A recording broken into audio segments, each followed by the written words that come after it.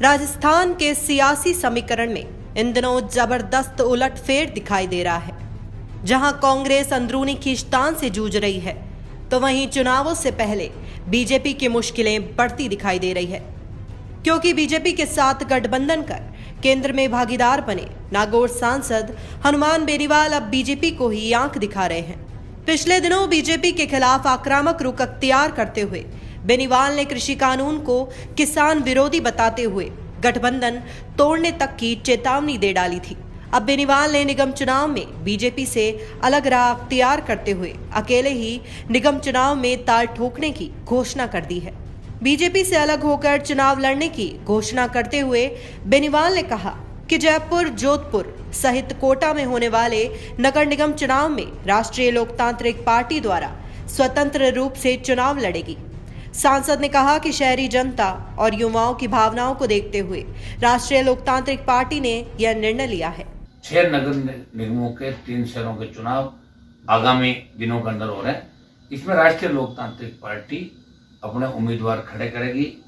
हम पे बड़ा दबाव है कोटा, जोधपुर और जयपुर के नौजवानों का कि आरएलपी को इस चुनाव के अंदर उतारा जाए और जन भावनाओं को देखते हुए, नौजवानों की भावनाओं को देखते हुए आरएलपी पार्टी ने हमारे सब जो कोर कमेटी विधायकों से बात हुई, पदाधिकारियों से बात होने के बाद ये तय किया कि हमें इन चुनाव के अंदर मैदान के अंदर उतरना चाहिए और आज मैं इस बात की घोषणा करता हूँ। नगर निगम चुनाव में अपना डंका बजाने के लिए बेनीवाल ने अपनी टीम का ऐलान भी कर दिया है। खिवसर से विधायक नारायण बेनीवाल को जयपुर, पार्टी प्रदेश अध्यक्ष और भोपालगढ़ विधायक पुखराज गर्ग को जोधपुर और मेड़ता विधायक इंदिरा देवी को कोटा नगर निगम का जिम्मा सौंपा है। आरएलपी के चुनावी मैदान में उतरने से न सिर्फ कांग्रेस की मुश्किलें बढ़ी है, बल्कि बीजेपी को भी झटका लगा है। क्योंकि आरएलपी के उतरने से बीजेपी के वोट बैंक में ही सेंधमारी बढ़ेगी। लिहाजा बीजेपी को जाट बाहुल्य इलाकों में ज्यादा मशक्कत करनी पड़ सकती है। आरएलपी प्रदेश में बीजेपी के साथ गठबंधन में है, साथ ही केंद्र की एनडीए सरकार का भी हिस्सा है। पिछले लोकसभा चुनाव में दोनों पार्टियों ने गठबंधन कर चुनाव लड़ा था, लेकिन अब दोनों ही राहें अलग अलग हटी दिखाई दे रही है।